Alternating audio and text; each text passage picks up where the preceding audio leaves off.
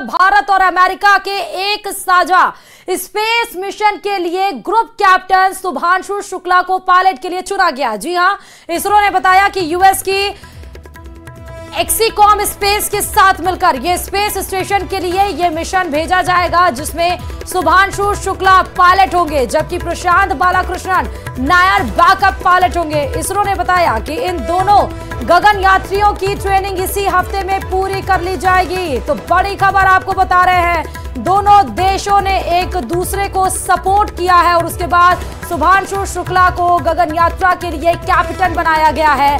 Backup के लिए captain यानी पायलट के तौर पर प्रशांत बालाकृष्णन नायर को बैकअप पायलट के तौर पर रखा गया है। अब इनकी ट्रेनिंग होगी, उसके बाद सीधे दोनों देशों के प्रोजेक्ट को लीड करते हुए पायलट के तौर पर, मुख्य पायलट के तौर पर आपको शुभांशु शुक्ला नजर आएंगे। ये तस्वीरें शुभांशु शुक्ला की, जहां पर बताया गया कि प्रशांत बालाकृष्णन नायर बैकअप पायलट होंगे। इसरो ने यह भी बताया कि इन दोनों गगन यात्रियों की ट्रेनिंग इसी हफ्ते में पूरी कर ली जाएगी। तो इंटरनेशनल स्पेस स्टेशन जाएंगे ग्रुप कैप्टन प्रशांत बालाकृष्णन नायर, भी शुभांशु के साथ जाएंगे। मेन एस्ट्रोनॉट हैं शुभांशु।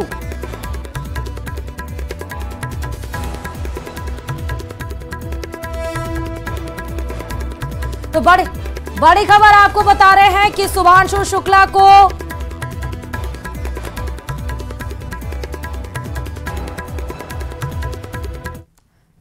और चलिए अगली खबर की तरफ रुख करते हैं, जो कि बड़ी खबर बताई जा रही है पंजाब से, जहां विदेश मंत्रालय ने पंजाब के मुख्यमंत्री भगवंत मान को पेरिस जाने की इजाजत नहीं दी है। भगवंत मान आज से 9 अगस्त तक हॉकी टीम का उत्साहवर्धन करने जाने वाले थे, लेकिन विदेश मंत्रालय की तरफ से उनको परमिशन नहीं दी गई। आपको तस्वीरें दिखा रहे हैं। सरकार भगवंत मान की सुरक्षा के लिए चिंतित है और भगवंत मान को फिलहाल पेरिस जाने की मंजूरी नहीं दी गई। पंजाब के सीएम भगवंत मान को केंद्र सरकार की तरफ से विदेश मंत्रालय ने पेरिस जाने की मंजूरी नहीं दी है। बताते चले कि पेरिस में हॉकी टीम का उत्साहवर्धन करने के लिए 9 अगस्त तक वो जाना चाह रहे थे, लेकिन आज से 9 अगस्त तक, लेकिन आपको बता दें इस बीच में उन्हें रोक दिया गया। केंद्र ने मंजूरी नहीं दी भगवंत मान को, पंजाब के सीएम को विदेश मंत्रालय ने पेरिस जाने की मंजूरी नहीं दी। अब देखना यह है कि भगवंत मान का इस पे रिएक्शन क्या आता है। फिलहाल उत्साहवर्धन करने के लिए वो आज से 9 अगस्त तक पेरिस जाने वाले थे, लेकिन उन्हें परमिशन नहीं मिली है। और इधर सलमान खान के घर पर हुई गोलीबारी केस में नया पर्दाफाश हुआ है। फायरिंग से पहले शूटर और अनमोल बिश्नोई के बीच लंबी चौड़ी बातचीत हुई। बातचीत की सारी डिटेल्स न्यूज 18 के पास हैं। डिटेल्स आपको हम दिखा रहे हैं। शब्दों के जरिए पिरोकर न्यूज 18 ने 9 मिनट की बातचीत को आपके सामने रख दिया है, जिसके मुताबिक बातचीत में कहा गया कि किसी मामा के नाम का कई बार जिक्र हुआ है। अनमोल बिश्नोई की शूटर विक्की कुमार गुप्ता से करीब 9 मिनट की बातचीत हुई है। ये आपको तस्वीरें आप बता दें कि सलमान खान के घर पर फायरिंग हुई थी, जिसमें विक्की शामिल था। और ये बताया जा रहा है कि लॉरेंस बिश्नोई, अनमोल बिश्नोई की विक्की गुप्ता से जो शूटर था उसके बीच में बातचीत हुई थी। सारे जो इंस्ट्रक्शंस थे वो दिए जा रहे थे, जिसको फॉलो किया जा रहा था विक्की के द्वारा, जिसमें हेलमेट नहीं लगाने की बात भी कही गई। आपको ये भी बताते चले कि उसमें बोला गया कि आपको दिखाएंगे कि कैसे अनमोल बिश्नोई ने शूटर विक्की गुप्ता को क्या क्या ऑर्डर्स दिए थे और कैसे पूरी साजिश को अंजाम देने को कहा था। अनमोल बिश्नोई और शूटर विक्की गुप्ता के बीच करीब 9 मिनट बातचीत हुई, जिसमें वो शूटर विक्की को फायरिंग के लिए उकसाता हुआ दिखा है। आपको वो ऑडियो भी सुनाएंगे किस तरह से अनमोल बिश्नोई ने विक्की गुप्ता को क्या कुछ इंस्ट्रक्शंस दिए हैं फायरिंग के लिए। अब मेरी बात सुनो, वहां पर गोलियां बहुत सोच समझकर और सारी जगह तड़ातड़ चलानी है। भले ही इसमें आपको आधा मिनट लग जाए, कोई फर्क नहीं पड़ता। 1 मिनट भी लगता है तो कोई दिक्कत नहीं है। जी है ना। औरल ऐसे है जैसे भाई डर में रहे। मेरी बात सुनो, आप सिगरेट पीते हो? हाँ, सिगरेट पीते हैं। हाँ, तो उस वक्त पीते पीते चलाना, ताकि कैमरे में आए तो ऐसा लगे कि बेखौफ हैं। मतलब आपको एक चीज दिखानी है। खुद मास्क हेलमेट निकाल कर रखें। हेलमेट आप पीछे ही रखना। निकलो, कोई दिक्कत नहीं है। नहीं, आप जैसा बोलो वैसा ही होगा। आप जैसा बोलोगे, सिगरेट पियो, हेलमेट निकाल दो, ऐसा करो, बस वैसा करेंगे। इधर अयोध्या में नाबालिग से गैंगरेप मामले में योगी सरकार का बड़ा एक्शन शुरू हो चुका है। आरोपी एसपी नेता की यानी कि समाजवादी पार्टी नेता की संपत्ति की जांच शुरू हो चुकी है। मोइन खान पर तालाब और सरकारी जमीनों पर अवैध कब्जे का आरोप है और इस मामले में इलाके के थानाध्यक्ष और चौकी इंचार्ज सस्पेंड भी किए जा चुके हैं। इसी पर रिपोर्ट देखिए।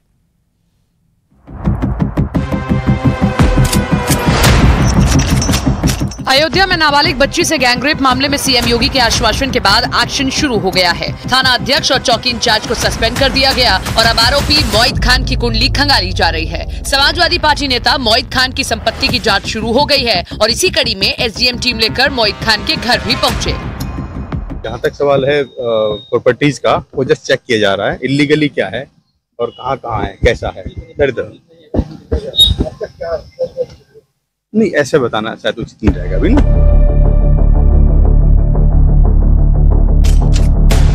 जिस तरह यूपी को अपराध मुक्त करने के लिए माफिया और गुंडों के खिलाफ यूपी में बाबा का बुलडोजर चला, अब 12 साल की बच्ची से रेप के आरोपी समाजवादी पार्टी के नेता मोहित खान पर भी बुलडोजर एक्शन हो सकता है। ये बात खुद पीड़ित बच्ची की मां ने कही है कि योगी आदित्यनाथ ने उन्हें बुलडोजर एक्शन का भरोसा दिलाया है।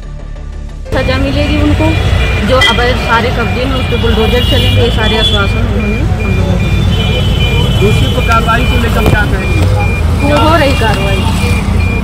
क्या बातचीत हुई? वही बातचीत हुई कि उस पर उसको फांसी दिया जाए ताकि कोई और दरिंदा इस तरह ना तैयार हो, किसी और बच्ची के साथ ऐसा ना हो।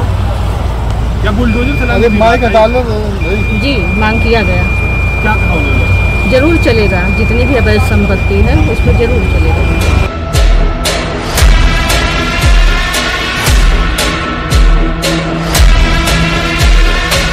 सीएम योगी ने रेप पीड़िता की मां से मुलाकात की और कहा कि दोषियों को किसी भी हालत में बख्शा नहीं जाएगा। योगी आदित्यनाथ ने सोशल मीडिया पर पोस्ट कर लिखा कि बच्ची को हर कीमत पर न्याय दिलाने के लिए वो प्रतिबद्ध है।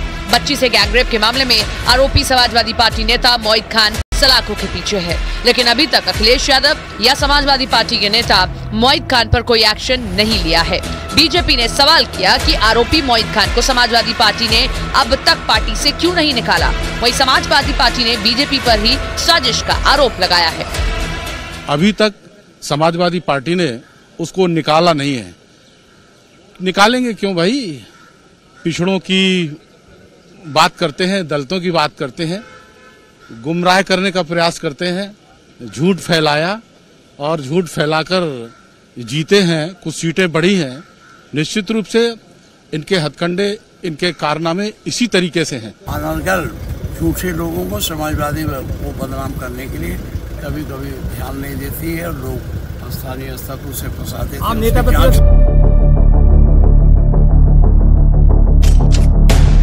इस मामले पर सीएम योगी ने विधानसभा में कानून व्यवस्था के मुद्दे को लेकर समाजवादी पार्टी पर तीखा हमला बोला था, जिसमें अयोध्या में मोइन खान जो समाजवादी पार्टी का नेता है, अयोध्या के सांसद की टीम का सदस्य है, 12 वर्षीय एक नाबालिग बच्ची के साथ दुष्कर्म का कृत्य में शामिल पाया गया है। अभी तक समाजवादी पार्टी ने उसके खिलाफ कार्रवाई नहीं की है।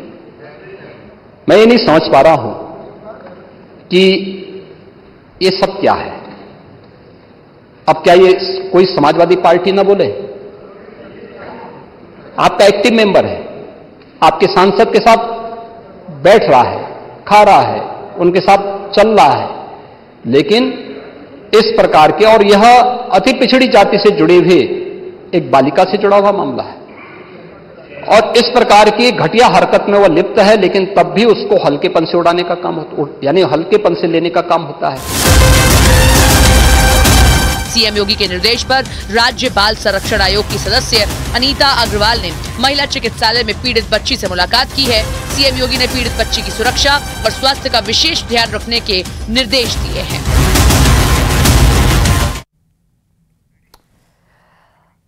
और महाराष्ट्र के सतारा में मेडिकल की एक छात्रा की चौथी मंजिल से फेंक कर हत्या कर दी गई। इस हत्याकांड का आरोपी उसी के बॉयफ्रेंड को गिरफ्तार किया गया है। आरोप यह है कि किसी और से अफेयर के शक में बॉयफ्रेंड ने मेडिकल छात्रा की छत से फेंककर हत्या कर दी। रिपोर्ट देखिए।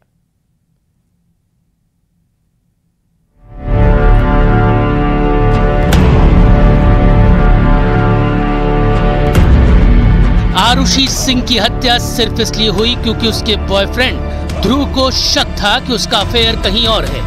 बस इसी शक ने मेडिकल के एक छात्रा की जान ले ली और मेडिकल के छात्र को हत्यारा बना दिया। आरुषि मिश्रा की मौत को लेकर सातारा पुलिस आरुषि मिश्रा और ध्रुव के बीच किस बात को लेकर विवाद था, उस विवाद की वजह को तलाशने की कोशिश कर रही है। सातारा पुलिस ये भी जांच करने में जुटी हुई है क्या वाकई महज शक की बिना पर ध्रुव ने ये कदम उठाया था या इसके पीछे कोई और कहानी छिपी हुई है। आरोप है कि आरुषि से नाराज ध्रुव ने उसे बात करने के बहाने एक घर की चौथी मंजिल पर बुलाया और फिर उसे चौथी मंजिल से नीचे फेंक दिया। जमीन पर गिरते ही आरुषि को भयानक चोटें आईं और उसकी वहीं दर्दनाक मौत हो गई। इस लड़के को कुछ कारणों की वजह से इनके आपस में झगड़े होने लगे और ये जो लड़का है इसने जो डिसीज्ड है इनको 3rd फ्लोर से इन्होंने ढकेल दिया जिससे इनकी मौत हो गई और इसमें हमने मर्डर के चार्जेस 103 BNS के अंतर्गत हमने इसमें मामला दाखिल किया है। आरुषि बिहार के मुजफ्फरपुर की रहने वाली थी जबकि आरोपी ध्रुव हरियाणा के सोनीपत का रहने वाला था। दोनों महाराष्ट्र के सतारा जिले में मेडिकल की पढ़ाई कर रहे थे। इससे पहले आरुषि और ध्रुव दिल्ली में साथ साथ पढ़ते थे। आरोप है कि किसी और से अफेयर का शक होने के बाद ध्रुव ने आरुषि को अपने किराए के घर की छत पर बुलाया। वहां दोनों में बहस शुरू हुई जो हाथापाई तक पहुंच गई। आरोप है कि इसी दौरान ध्रुव ने आरुषि को छत से धक्का दे दिया। इस हत्याकांड के बाद पुलिस ने ध्रुव को गिरफ्तार कर लिया है। और इधर वायनाड आपदा में मरने वालों की संख्या बढ़ गई है। वायनाड में कुदरत के कहर में अब तक 338 लोगों की जान जा चुकी। मौके पर लगातार सेना, एनडीआरएफ और एसडीआरएफ का रेस्क्यू ऑपरेशन जारी है। 4 दिन में अब तक 1800 से ज्यादा लोगों की जान बचाई जा चुकी है। वहीं मलबे में अब भी लोगों के दबे होने की आशंका है। बता दें कि वायनाड में लैंडस्लाइड की वजह से तमाम घर उसके अंदर समा गए थे। रेस्क्यू ऑपरेशन लगातार जारी रखा था। वायनाड पर नजर बनाए हुए थे। प्रधानमंत्री नरेंद्र मोदी 2-2 लाख रुपए का मुआवजा भी देने का ऐलान किया गया। रक्षा मंत्री ने भी जो भी केंद्र सरकार की तरफ से जो भी संभावित मदद थी उसको देने की बात कही है। और एनडीआरएफ, एसडीआरएफ की टीमें अभी भी रेस्क्यू ऑपरेशन चला रही हैं। 1000 लोगों से ज्यादा लोगों को बचाया जा चुका है। 338 लोगों को बचाया जा चुका है, लेकिन अभी भी वहां पर रेस्क्यू ऑपरेशन जारी है। अब बात शिमला की कर लेते हैं। शिमला के रामपुर में आसमान से बरसी आफत के बाद नदियों में उफान है और वो अपने रास्ते में आने वाली हर चीज को बहा ले जा रही है। बड़ी बड़ी इमारतों के साथ साथ गाड़ियां बाढ़ में समाती जा रही हैं। रामपुर में लोग अभी फंसे हुए हैं, उन्हें सुरक्षित निकालने की कोशिशें जारी हैं। इस बीच में रामपुर में एक के बाद एक लैंडस्लाइड हुए। पहाड़ टूटने की वजह से जहां बचाव कार्य प्रभावित हो रहा है तो वहीं कई जगहों पर रास्ते बिल्कुल बंद हो चुके हैं।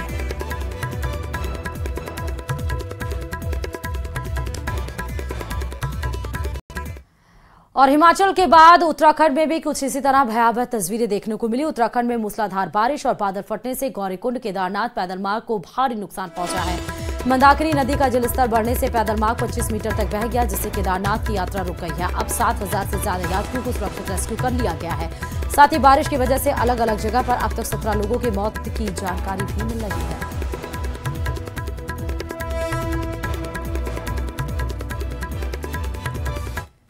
केदारनाथ में आपदा के बाद रेस्क्यू ऑपरेशन चल रहा है और अब आज एक बार फिर से रेस्क्यू ऑपरेशन चलाया जाएगा। अभी भी 2000 से ज्यादा लोगों को निकाला जाना बाकी है। करीब 7234 लोगों को अब तक निकाला जा चुका है, जो कि केदारनाथ और उसके आगे के पड़ाव में फंसे हुए थे। रेस्क्यू ऑपरेशन का आज तीसरा दिन है और सेना के MI-17 और चिनूक हेलीकॉप्टर से भी रेस्क्यू ऑपरेशन चलाया जाएगा। फिलहाल केदार घाटी में बादल छाने से हवाई रेस्क्यू के साथ ही पैदल रेस्क्यू भी नहीं शुरू हो पाया। केदार घाटी का मौसम साफ होने के बाद थोड़ी देर बाद रेस्क्यू ऑपरेशन शुरू होगा।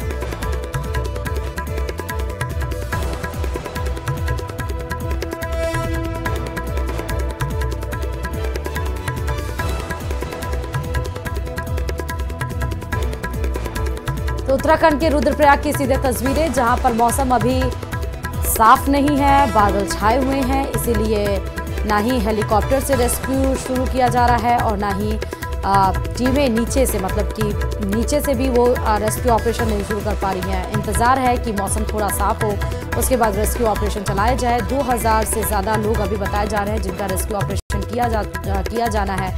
7000 से ज़्यादा लोगों को बचाया जा चुका है। अचानक से हुई यहाँ पर बारिश, झमाझम बादल फटने की वजह से किस तरह से उत्तराखंड के केदारनाथ और रुद्रप्रयाग में जो तमाम श्रद्धालु थे वो इसमें फंस गए, उसकी तस्वीरें। और लगातार 3 दिन से लगातार रेस्क्यू ऑपरेशन वहां पर चलाया जा रहा है। बारिश और बाढ़ से लगभग आधा हिंदुस्तान बेहाल है। बाढ़, बारिश और जमीन खिसकने से स्थिति जानलेवा हो गई है। हिमाचल के कुल्लू में बादल फटने की वजह से भारी तबाही हुई। वहीं रांची में हुई मूसलाधार बारिश की वजह से निचले इलाकों में बाढ़ जैसे हालात बन गए। मध्य प्रदेश की बात करें तो वहां के सीहोर, छत्तीसगढ़ के कांकेर और कोरबा में बाढ़, बारिश, जनजीवन अस्त व्यस्त नजर आ रही है। चले वहीं हिमाचल प्रदेश के कुल्लू में मणिकर्ण घाटी में 1 अगस्त को बादल फटने से पार्वती नदी का जलस्तर काफी ज्यादा बढ़ गया। पार्वती नदी की ये पूरी तस्वीरें हम आपको दिखा रहे हैं, जहां पर जलस्तर अपने चरम सीमा पर पहुंच चुका है। इस वक्त यहां पार्वती नदी का रौद्र रूप देखने को मिल रहा है, जैसा तस्वीरों में आप देख भी सकते हैं। गुरुद्वारा मणिकर्ण साहिब के पास से गुजर रही है पार्वती नदी का सैलाब दहशत पैदा करने वाला है।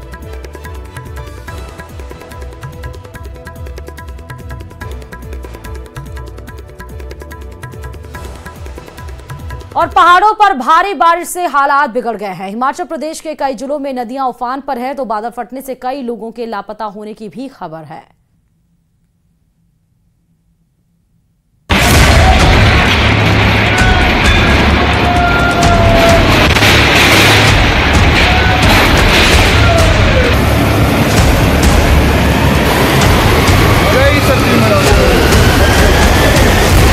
हिमाचल में बारिश का विस्फोट।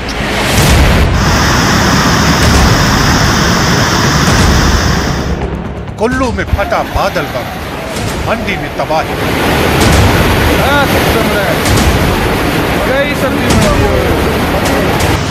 लहरों का कोहराम, हिमाचल में त्राहिमाम।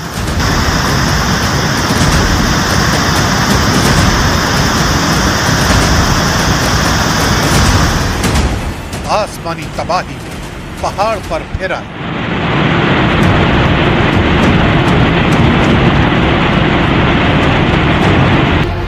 बादलों की दहाड़, मुसीबत में पहाड़।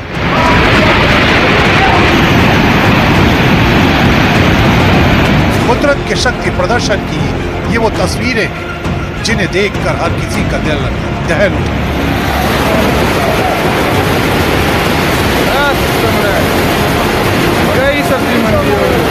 लहरों ने ऐसा कहर बरपाया कि देखते ही देखते एक विशालकाय इमारत इन लहरों में समा गई।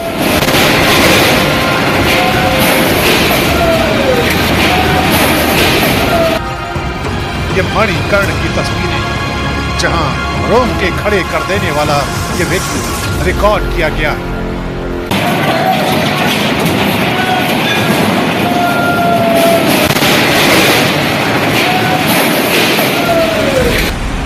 देखिए कैसे मूसलाधार बारिश के बाद आए सैलाब ने इस इमारत को लील लिया। ये मंडी के ही पंडोह बाजार की तस्वीरें हैं, जहां व्यास नदी का पानी लोगों के घरों तक शिकंजा कसने लगा है। आलम ये हो चुका है कि डरे सहमे लोग सुरक्षित ठिकानों को तलाश रहे हैं और प्रशासन की तरफ से लगातार लोगों को सावधान रहने की हिदायत दी जा रही है। सनसनाती लहरें जिस रास्ते से होकर गुजरी, वहां एक झटके में सब कुछ तबाह हो गया। कुल्लू से आई ये तस्वीरें इस बात की गवाही देती हैं कि जब कुदरत कोहराम मचाती है तो सब कुछ अपने साथ ले जाती है।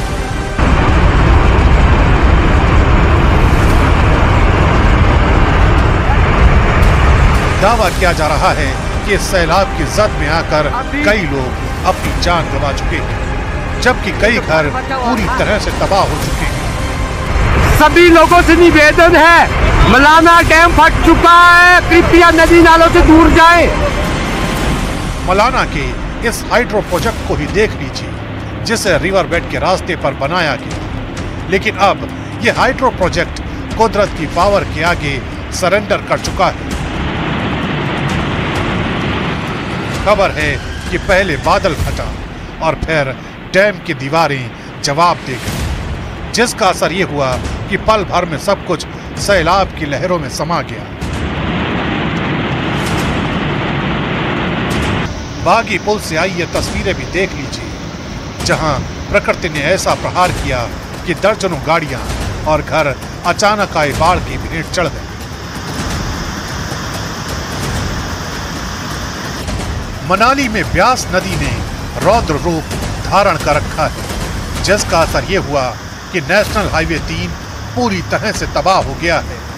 इतना ही नहीं, हिमाचल के कई जिलों में भारी से बहुत भारी बारिश का अलर्ट भी जारी किया गया है। मौसम विभाग के मुताबिक बिलासपुर, चंबा, हमीरपुर, कांगड़ा, कुल्लू, मंडी, शिमला, सिरमौर, सोलन और ऊना में तबाही वाली बारिश का लगातार अलर्ट जारी है। यानी हिमाचल में आने वाले कुछ और घंटे भयानक तबाही की ओर इशारा कर रहे हैं। यही वजह है कि लगातार लोगों से यही अपील की जा रही है कि न तो नदियों के पास जाने की कोशिश करें और न ही ज्यादा अपने घरों से निकलें।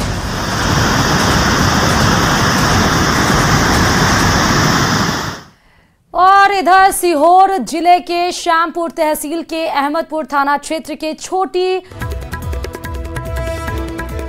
मगरदी गांव में बनी नदी के रपटे को पार करते समय एक व्यक्ति पानी के तेज बहाव में बह गया। नदी पर पानी का तेज बहाव, सूचना मिलने पर पहुंची अहमदपुर थाना पुलिस और एसडीआरएफ से रेस्क्यू ऑपरेशन करवाया गया। पिछले 6 घंटे से जारी रेस्क्यू, लेकिन डूबा हुआ व्यक्ति पहले बताया जा रहा था नहीं मिला है। मौके पर भारी संख्या में ग्रामीणों की भीड़ भी मौजूद है।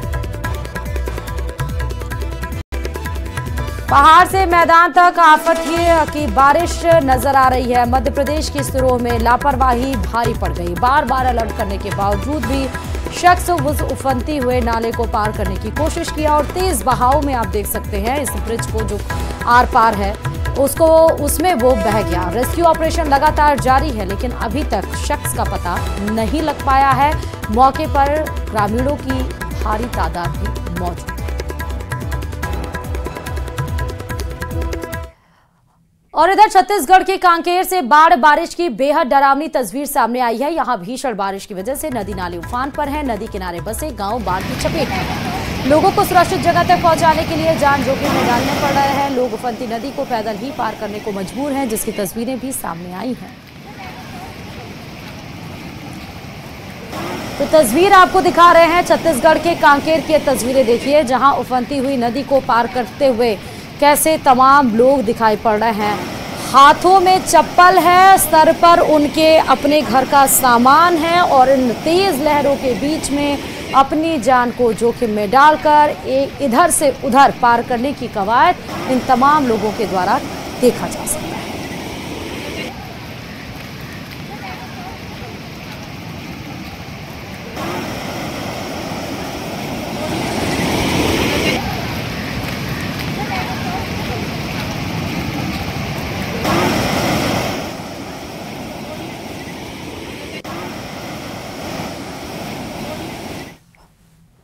और इधर खेलों के सबसे बड़े महाकुंभ पेरिस ओलंपिक्स में भारत ने अब तक 3 ब्रॉन्ज मेडल जीत लिए हैं। जी हां, छठे दिन तीसरा ब्रॉन्ज स्वपिन कुसाने ने दिलाया है। ओलंपिक्स गेम्स के 7वें दिन आज भारत के लिए 2 कांस्य पदक दिलाने वाली मनु भाकर एक बार फिर मैदान में उतरेंगी। वो 25 metre pistol qualification precision match में उतरेंगी और इसके अलावा बैडमिंटन के पुरुष सिंगल्स क्वार्टर फाइनल मुकाबले में लक्ष्य सेन का भी मैच रहेगा। वहीं हॉकी के मेंस टीम का ग्रुप स्टेज में ऑस्ट्रेलिया से मुकाबला होगा। टोक्यो ओलंपिक से 2020 के रजत पदक विजेता ऑस्ट्रेलिया के खिलाफ जीत के साथ अपने दौर में जाना चाहेगी। और इसके साथ ही एथलेटिक्स में महिला 5000 मीटर में अंकिता ध्यानी और पारुल चौधरी मैदान में उतरेंगी। वहीं पुरुष गोला फेंक के क्वालिफिकेशन राउंड में भारत के तेजिंदर पाल सिंह तूर मैदान में होंगे। तो भारत के खिलाड़ियों ने लगातार जीत कायम रखी है। आज फिर पेरिस ओलंपिक्स में शानदार प्रदर्शन करने के लिए भारत के तमाम खिलाड़ी नजर आएंगे।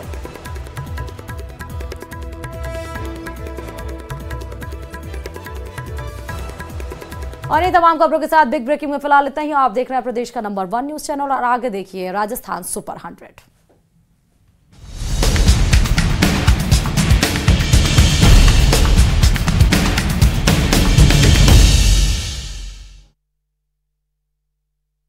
करो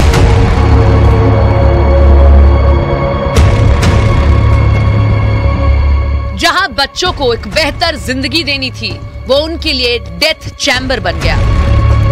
मेरे मानने से ये सीधे सीधे एक क्रिमिनल नेग्लिजेंस का मामला है। आशा किरण में मौत का अंधेरा फैलाने वाले अपराधी कौन? आम आदमी पार्टी की सरकार ये कितनी जाने लेगी इस दिल्ली में? 14 मासूमों की मौत का मुजरिम कौन? कौन जिम्मेदार? कंसर्न मिनिस्टर उसको क्लोजली मॉनिटर कर रहे हैं। जो भी दोषी है उसको किसी को बख्शा नहीं जाएगा। जो भी हमारे पास पावर है, हम सारे पावर का उपयोग करके किसी को छोड़ेंगे नहीं। देश की राजधानी दिल्ली, जिसे वर्ल्ड क्लास बनाने का दावा किया जा रहा था, वहां 30 दिन में 14 मासूम बच्चों की जान चली गई। इससे ज्यादा शर्मनाक घटना और क्या हो सकती है? ये शेल्टर होम दिल्ली के रोहिणी में चलाया जा रहा है, जिसे चलाने की जिम्मेदारी दिल्ली सरकार की है। बताया जा रहा है कि इस साल जनवरी से जून तक 14 मौतें हुई हैं, लेकिन जुलाई में महीने में 20 दिन के भीतर ही 14 लोगों ने अपनी जान गंवा दी। इतनी मौतों के बाद हंगामा हुआ तो दिल्ली सरकार ने जांच के आदेश दिए। वहां पर 980 लोग रहते हैं और उनकी देखरेख के लिए, जैसे मैंने कहा, 450 केयर गिवर्स हैं जो 3 शिफ्ट्स में काम करते हैं। एक 24/7 मेडिकल केयर यूनिट है जिसमें 6 डॉक्टर, 17 नर्सेस हैं। इसके अलावा वहां पर एडमिनिस्ट्रेटिव स्टाफ, उसके अलावा वहां पर सफाई कर्मचारी, खाना बनाने वाले, काफ़ी बड़ा स्टाफ वहां पे। आशा किरण जो हमारा home for intellectually challenged persons है।